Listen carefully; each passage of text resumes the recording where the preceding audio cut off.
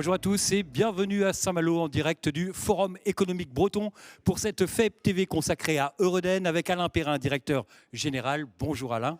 Bonjour Hervé. On va peut-être commencer par un petit rappel de ce qu'est Eureden aujourd'hui. Oui, Eureden, en quelques mots, groupe agroalimentaire coopératif, enraciné en Bretagne, rayonnant à l'international. Quelques chiffres, plus de 8500 collaborateurs, 18 500 adhérents, à peu près 3,5 milliards de chiffre d'affaires. Et surtout, le point le plus important, c'est qu'on est positionné résolument sur le bien manger pour tous, ce qui veut dire bien produire d'abord, bien transformer. Voilà, tous ces éléments font partie de l'ADN, de la construction d'Eureden qui maintenant on est à ses 3 années d'existence. Alors on va parler de plusieurs choses dans cette FEP TV, 3 thématiques, et la première c'est celle du climat. Avec le climat qui change, on n'apprend rien à personne, mais 2 temporalités avec le court terme et le moyen long terme. Oui.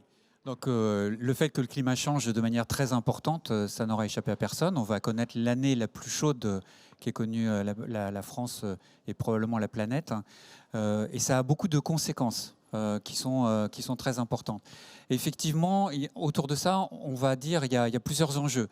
Il y a d'abord un enjeu d'adaptation de nos méthodes de production, et d'adaptation sur le court terme et d'adaptation sur le long terme.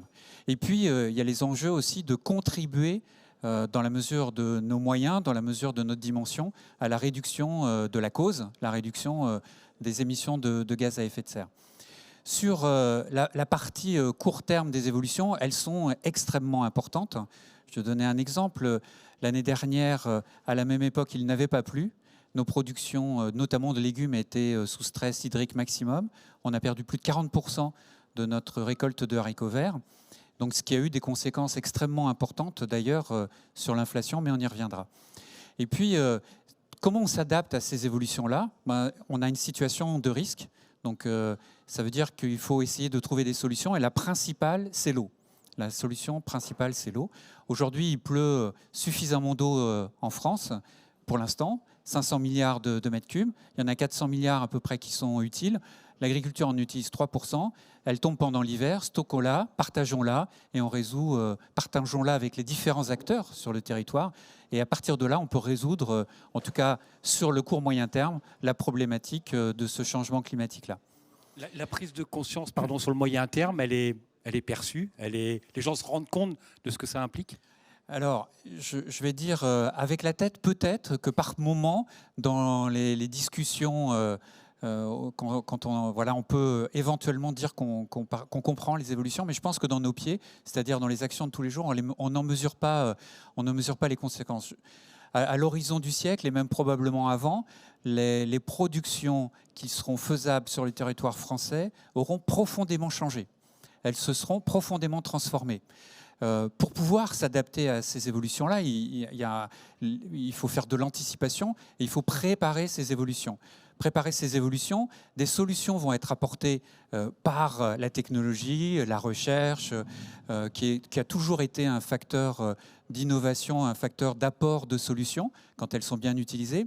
Et puis on a aussi la chance d'avoir des agriculteurs qui sont très appétents à ces évolutions-là, qui sont très moteurs, c'est des vrais chefs d'entreprise qui sont animés d'une profonde dynamique.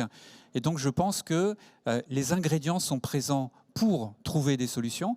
Et notre rôle, nous, coopératives sur le territoire, c'est d'accompagner les agriculteurs, de fédérer, de démultiplier par les interactions la capacité d'action, la capacité d'utiliser les nouvelles technologies, la capacité de les identifier et de les utiliser.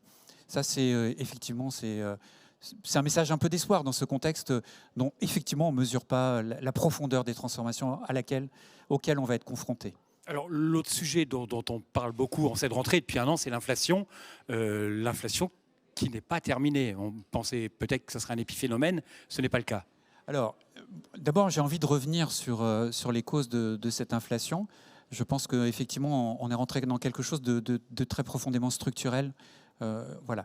Le premier facteur, évidemment, ça a été la crise du Covid, la désorganisation de la mondialisation.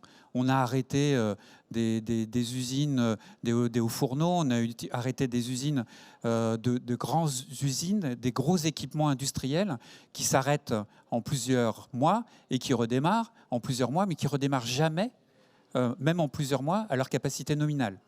Donc, on a perdu globalement de la capacité de production au niveau mondial.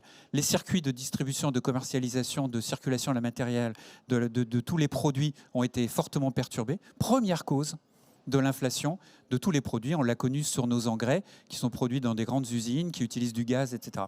Deuxième facteur qui a rendu cette première étape beaucoup plus pérenne encore, c'est la guerre en Ukraine, qui, pour faire simple, c'est la fin de la mondialisation heureuse. C'est un début de démondialisation partielle. Et donc, effectivement, avec la crise sur les céréales, la fin de la circulation en mer Noire, etc., tous ces paramètres-là désorganisent la mondialisation et sont un facteur supplémentaire d'inflation. Et puis, il y en a un troisième. Il y en a d'autres, mais il y en a un troisième qui me semble important d'évoquer, c'est le changement climatique. Parce qu'une des réponses très court terme à ces évolutions, c'est de sécuriser nos producteurs. Et donc, à risque accru, il faut une rémunération qui soit accrue.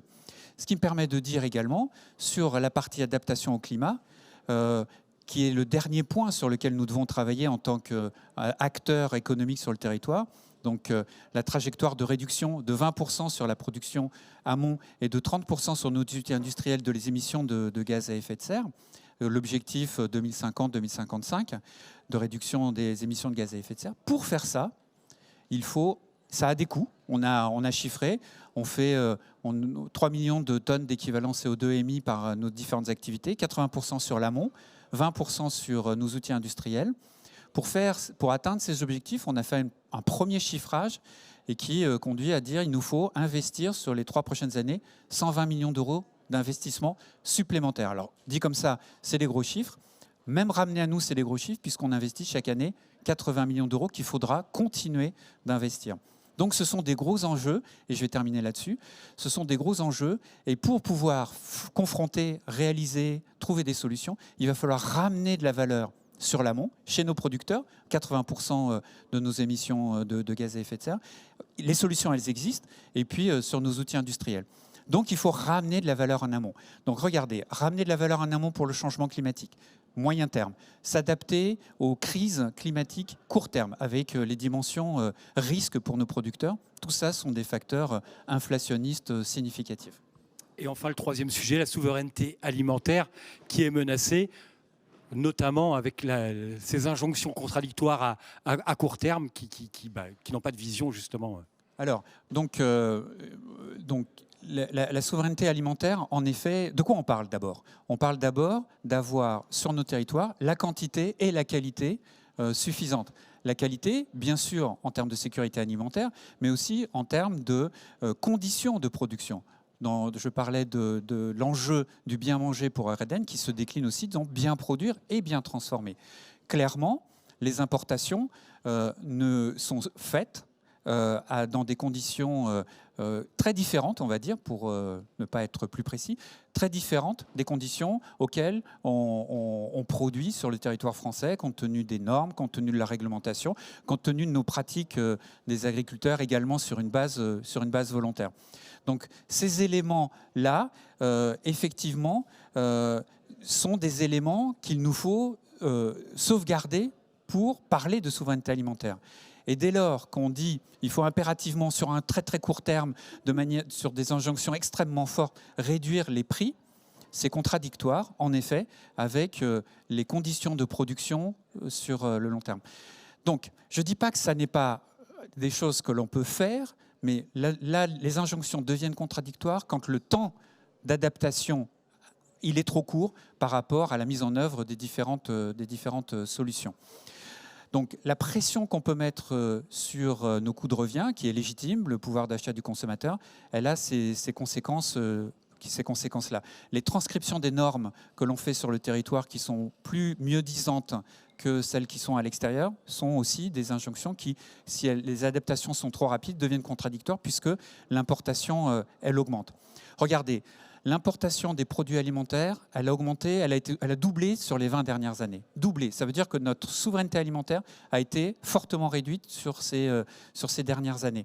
La pression qui est mise aujourd'hui sur le court terme, sur les productions en particulier animales en Bretagne, font qu'elles sont en train de diminuer de manière très importante. Ce qui est un vrai problème d'évolution de la production sur nos territoires, puisque l'agriculture bretonne joue un rôle majeur dans l'agroalimentaire français.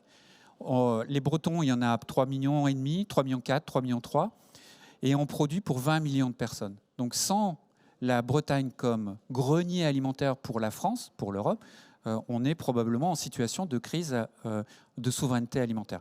Voilà. Donc tous ces différents enjeux méritent d'être posés calmement. Et quand les injonctions en fait deviennent contradictoires, quand elles sont générées par l'émotionnel du court terme. Eh ben, merci beaucoup Alain Perrin, directeur général d'Eureden. On se retrouve très rapidement pour une nouvelle FEP TV.